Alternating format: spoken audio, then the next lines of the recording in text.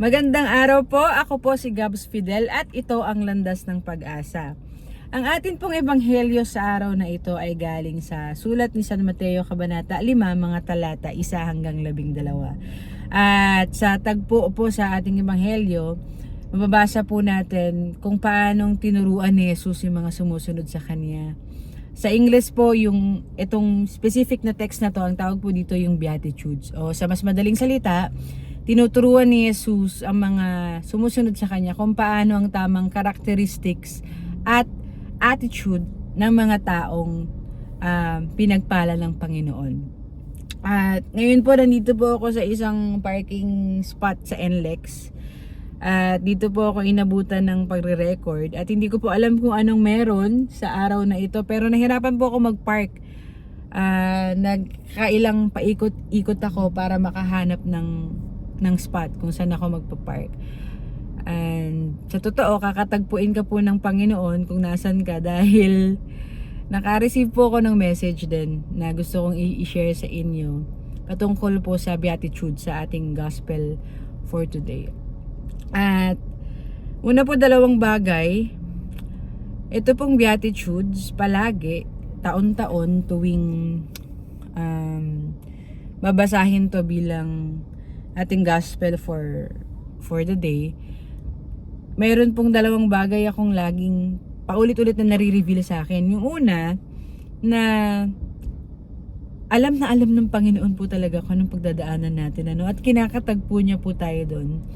At sa panguli, kung babasahin po natin, makikita natin na He makes sense, nagkakaroon ng sense yung mga dapat sana na negative, dahil kung mababasa po natin yung itong mga talata, parang puro negative, pero itong mga taong ganito ang attitude at characteristics, sila pala yung pinagpala ng Panginoon. So habang paikot-ikot po ako dito sa parking, na-realize ko ito pong Beatitudes para nating guideline, parang pong dito sa parking. Sa parking po, 'di ba, kadalasan merong order tsaka structure. Tinitingnan kung ito ba yung palabas or papasok, at kung saan nakaturoy araw, dun ka lang dadaan.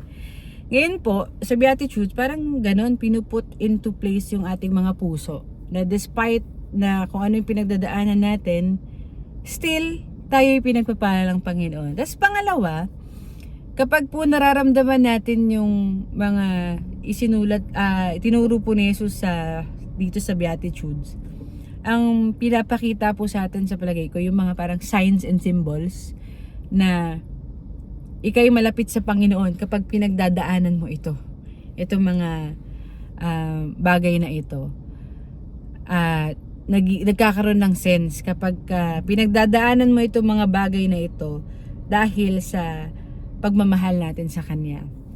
At sa panghuli po na bagay na naisip ko po dito sa parking is may consequence kapag hindi tayo sumunod sa Kanya. Parang lahat ng paghihirap, dusa, pasakit, yung mga seemingly negative na bagay na pinagdadaan natin, walang sense kapag hindi directed patungo kay Kristo. Kagaya ko po, dahil naiinip na ako at wala akong parking kanina, nagkamali po ako ng lusot. At dahil wala pong mga sasakyan, nakala ko makakaisa ako, mapapadali. Pero ang nangyari, dead end po pala yun. So umikot din ako. So di ba po sa buhay ganun, pag di tayo sumusunod sa Panginoon, hindi natin nakikita yung sense ng mga pinagdadaanan natin.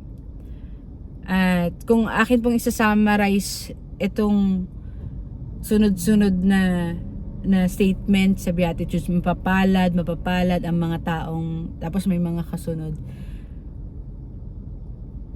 Grasya po na maintindihan natin ngayong araw na ang mga taong pinagpapala at ang mga taong nakakatanggap ng revelasyon sa mga pinagdadaanan nila sa buhay ay yung mga tao, sa palagay ko, 3 bagay yung ginagawa. Una,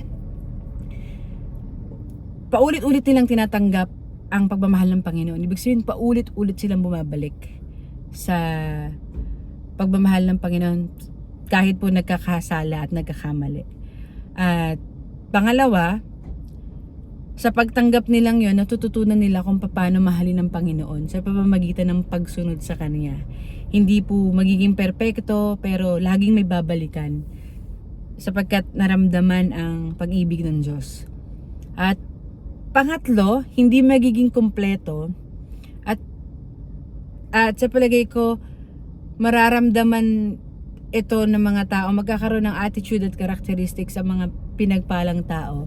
Ito po yung kukumpleto sa, kumbaga, sa mga elements. Yung pangatlo pong bagay, sa pagtanggap po natin ng pagmamahal ng Panginoon at pagmamahal natin sa Panginoon bilang tugon, hindi po pwedeng maiwan yung pangatlong bagay.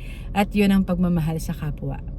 At kung papansinin nyo po, di ba, sa mga talata mula umpisa pa lang hanggang 12 hanggang sa dulo ng ating ebanghelyo, ang dadaan lang po talaga sa mga ganong pagpapala ay yung mga taong namumuhay ng hindi na para sa kanila, kundi para sa Diyos at para sa ibang tao.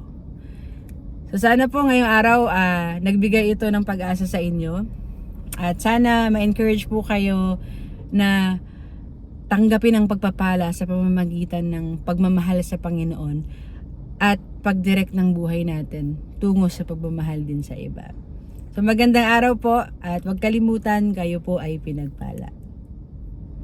Kung kayo po ay na-bless dito sa video na ito, i-like po at i-share sa inyong social media accounts para nang sa gayon maibahagi po natin ang pag-asa sa mas marami pang tao. Muli po, maraming salamat. Ako po si Gabs Fidel at ito ang Landas ng Pag-asa.